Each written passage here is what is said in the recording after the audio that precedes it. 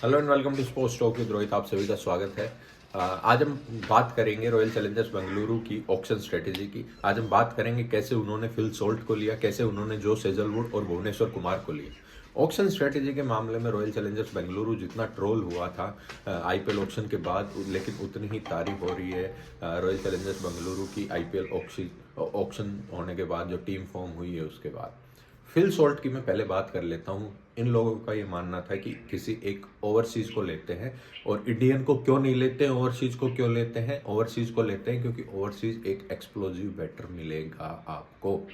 Indian, इनको लगता था कि इंडियन कोई एक्सप्लोजिव नहीं है। इवन हम लोगों ने कहा कि भाई पृथ्वी शॉ को लीजिएगा कि वो बैटर है, एक्सप्लोजिव भी है, और विराट कोहली के अंडर रहेगा ना तो बेहतर परफॉर्म कर भी देगा। लेकिन इनका मानना था कि किसी ओवरसीज को लेते हैं, और ओवरसीज में इन्होंने 7 बंदों को सेलेक्ट किया।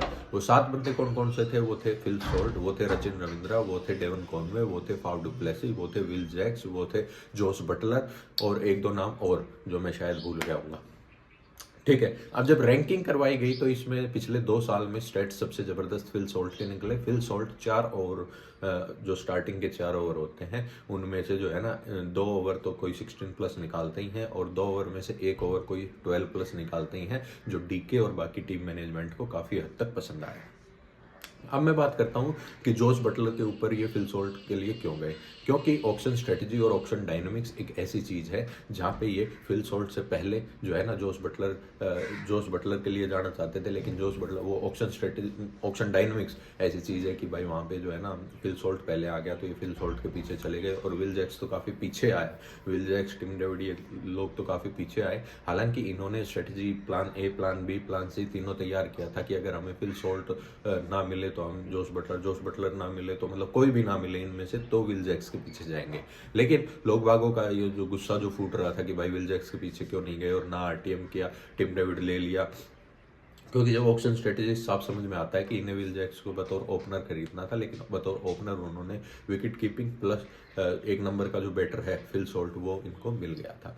अब बात करता हूँ कि इंडियन पेसर के पीछे ये लोग कैसे गए। इंडियन पेसर के पीछे जब इनकी चर्चा को मैंने देखा तो वहाँ पे ये साफ पाया कि ये दिनेश कार्तिक की डिमांड थी कि भुवनेश्वर कुमार को लिया जाए। एंडी फ्लावर इतने कन्विंस नहीं थे कि भुवी को लिया जाए, लेकिन दिनेश कार्तिक ने कहा कि ऑन रिकॉर्ड की ये बात है कि Bhuvneshwar Kumar is still the best bowler of India after Jasprit Bumrah. और ये बात कहीं ना कहीं हद तक सच भी है, क्योंकि भुवनेश्वर कुमार ने जो टीम इंडिया को दिया है इवन टेस्ट क्रिकेट, ओडीआई और टी20 में, वो बुमराह के बाद सबसे बेस्ट है। देखो बुमराह का जो है ना आइडियलिज्म हमें करना भी चाहिए, क्योंकि Bumrah is doing extra ordinary thing. जैसे विराट कोहली है ना, मैं उनको कहता हूँ कि भाई उनको तो आप आउट ऑफ लीग रखो, उसके बाद रैंकिंग किया करो 1 2 3, क्योंकि उनकी टक्कर का कोई नहीं है।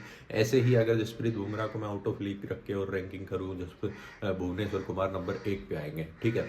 फिर बात आई थी इनकी कि भाई कौन सा जो है ना, एक 3 प्लेयर का इन्होंने सेट किया था कि भुवी, यश दयाल, रबाडा, भुवी, यश दयाल, जोस हेजलवुड, भुवी, यश दयाल या मिचेल स्टार्क।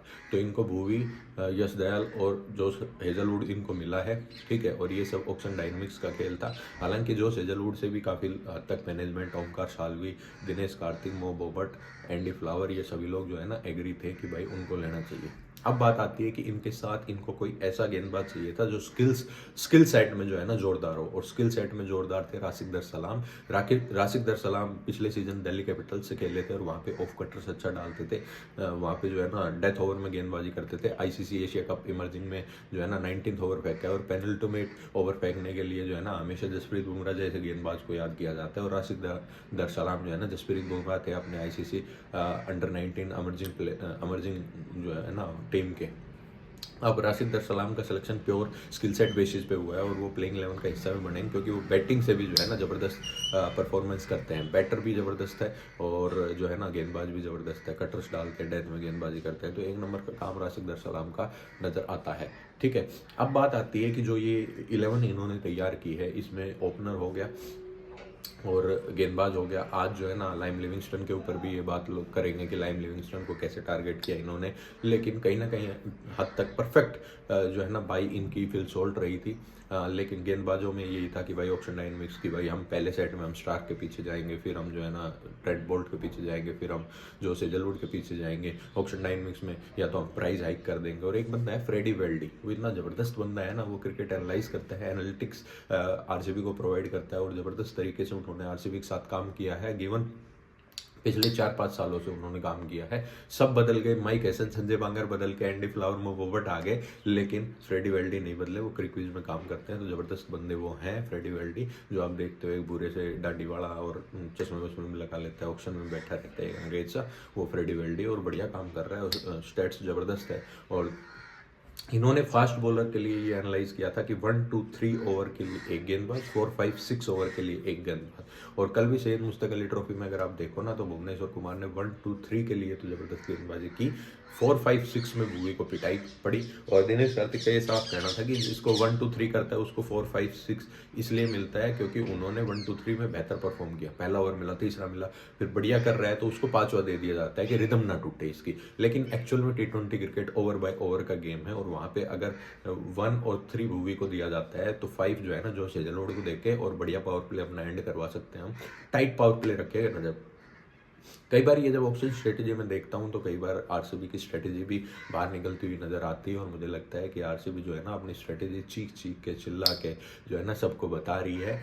हालांकि शायद कुछ और हो, जब ये मिनिमलिस्टिक थिंग्स जो है ना ये आरसीबी सबको बता रही है, लेकिन मुझे लगता है कि आरसीबी को थोड़ा सा कंट्रोल में आना चाहिए और ये चीज़ें सबको बतानी नहीं चाहिए फैंस के लिए। और आरसीबी इन कन्नड़ा, आरसीबी इन हिंदी, आरसीबी इन तेलुगु, ये सब स्टार्ट करने के बाद ये एपिसोड्स निकालने ज़रूरी थे ताकि फैंस का जो गुस्सा है ना वो थोड़ा सा ठंडा हो कि भाई आरसीबी बाकी लैंग्वेज को भी सपोर्ट करती है। आरसीबी एक ग्लोबल टीम है और हम चाहते हैं कि ग्लोबल लेवल पे आरसीबी बढ़े। हालांकि आरसीबीएंस ऑफिशियल बंद करने में भी आरसीबी का ही हाथ है। आरसीबी का हाथ तो मैं नहीं कहूँगा, लेकिन कुछ जयचंद जो वहाँ पे बैठे हैं अपने आप को बिजनेस समझते हैं, बिजनेसमैन समझते हैं ना, उन जयचंदों का हाथ है। बाकी कोई दिक्कत नहीं है, हम आपके लिए स्पोर्ट्स टॉक विद रोहित पे भी खड़े हैं, आरसीबीएन ऑफिशियल यूट्यूब चैनल पे भी खड़े हैं और आरसीबीएन ऑफिशियल ट्विटर हैंडल पे भी खड़े हैं। बाकी सभी अपडेट्स के लिए आरसीबी की फॉलो करना ना भूलें। Do like, share and subscribe करने के बाद बेल आइकन दबाना ना भूलें। बाय, टेक केयर, ध्यान रखिएगा। आरसीबी की ऑप्शन स्ट्रेटेजी ऐसे ही कंटिन्यू रहेगी और हम अभी लाइम लिविंगस्टन के ऊपर भी बात करेंगे। अभी तक तो पेसर्स और ओपनर्स के ऊपर बात करी। रजत पाटीदार नंबर 4 पे खेलते नजर आएंगे, नंबर 5 पे लाइम लिविंगस्टन खेलते नजर आएंगे, नंबर 6 पे जितेश शर्मा खेलते नजर आएंगे, नंबर 7 पे टिम डेविड खेलते नजर आएंगे, नंबर 8 पे कुणाल पांड्या खेलते नजर आएंगे, नंबर 9 पे राशिद सलाम खेलते नजर आएंगे, नंबर 10 पे जो सेजलवुड। और जो सेजलवुड परफेक्ट गेंदबाज, अब बैटर को आप अगर तलाशोगे कि 11-11 बैटर मिल जाए, वो आपका होना जाना नहीं है, उसमें नुकसान होने के चांसेस ज़्यादा हैं। तो नंबर 10 पे जो सेजलवुड खेलते नजर आएंगे और भुवनेश्वर कुमार तो उनसे भी आगे खेलते नजर आएंगे क्योंकि ऑलराउंडर भुवनेश्वर कुमार बैटिंग से भी अच्छा सहयोग दिया था। भुवी और MS धोनी की एक आपको पार्टनरशिप याद होगी, जब उन्होंने श्रीलंका के खिलाफ जो है ना बढ़िया मैच जिताया था, बेहतर मैच जिताया था, दोनों ने 50 की थी। बाय, टेक केयर, ध्यान रखिएगा। Do like, share and subscribe के बाद बेल आइकन दबाना ना भूलें।